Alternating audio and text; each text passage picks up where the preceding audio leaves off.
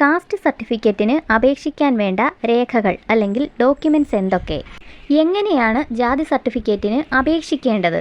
ഈ സർട്ടിഫിക്കറ്റിൻ്റെ വാലിഡിറ്റി എത്ര നാൾ? തുടങ്ങിയ കാര്യങ്ങളാണ് ഇന്നത്തെ വീഡിയോയിലൂടെ നമ്മൾ പറയാൻ പോകുന്നത്.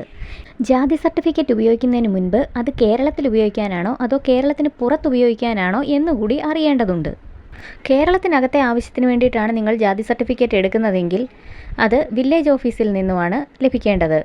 എന്നാൽ കേരളത്തിന് പുറത്തുള്ള എന്തെങ്കിലും ആവശ്യത്തിന് വേണ്ടിയിട്ടാണ് നിങ്ങൾ ജാതി സർട്ടിഫിക്കറ്റ് എടുക്കുന്നതെങ്കിൽ അത് തഹസീൽദാരാണ് ഇഷ്യൂ ചെയ്യേണ്ടത്.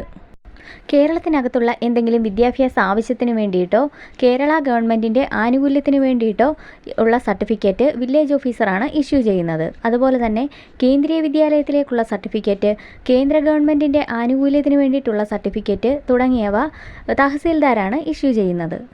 പിന്നോക്ക വിഭാഗക്കാരുടെ സർട്ടിഫിക്കറ്റിനെ കാസ്റ്റ് സർട്ടിഫിക്കറ്റ് എന്നും SC/ST വിഭാഗക്കാരുടെ സർട്ടിഫിക്കറ്റിനെ കമ്മ്യൂണിറ്റി സർട്ടിഫിക്കറ്റ് എന്നും പറയുന്നു. SC/ST സർട്ടിഫിക്കറ്റുകൾ തഹസീൽദാരാണ് ഇഷ്യൂ ചെയ്യുന്നത്. ഇനി നമുക്ക് ജാതി സർട്ടിഫിക്കറ്റ് തെളിയിക്കാൻ വേണ്ട രേഖകൾ എന്തൊക്കെയെന്ന് നോക്കാം.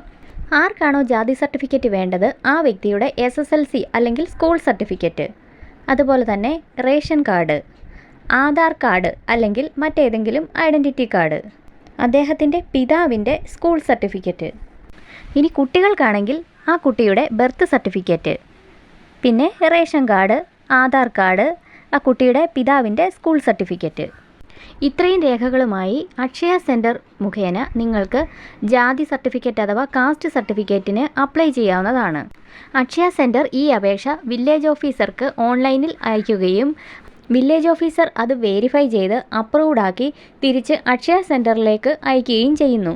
ഈ സമയത്ത് നമ്മുടെ ഫോണിലേക്ക് ഒരു അപ്രൂവ്ഡ് മെസ്സേജ് വരുന്നതായിരിക്കും. അങ്ങനെ വരുമ്പോൾ അക്ഷയ സെൻറ്ററിൽ ചെന്ന് നമ്മുടെ ജാതി സർട്ടിഫിക്കറ്റിൻ്റെ പ്രിൻ്റ് ഔട്ട് എടുക്കാവുന്നതാണ്. ഈ സർട്ടിഫിക്കറ്റിൻ്റെ വാലിഡിറ്റി 3 വർഷമാണ്. 3 വർഷത്തെ വാലിഡിറ്റി കഴിഞ്ഞ സർട്ടിഫിക്കറ്റ് വീണ്ടും ലഭിക്കുന്നതിന് നമ്മൾ നേരത്തെ പറഞ്ഞ രേഖകളൊന്നും തന്നെ കൊണ്ടുപോകേണ്ടതില്ല. കാരണം അക്ഷയ സെൻറ്റർ വഴി നിങ്ങൾ ആദ്യം രജിസ്റ്റർ ചെയ്യുമ്പോൾ നിങ്ങളുടെ ഡോക്യുമെൻറ്റ്സ് എല്ലാം തന്നെ അവിടെ സേവായി കിടപ്പുണ്ടാവും.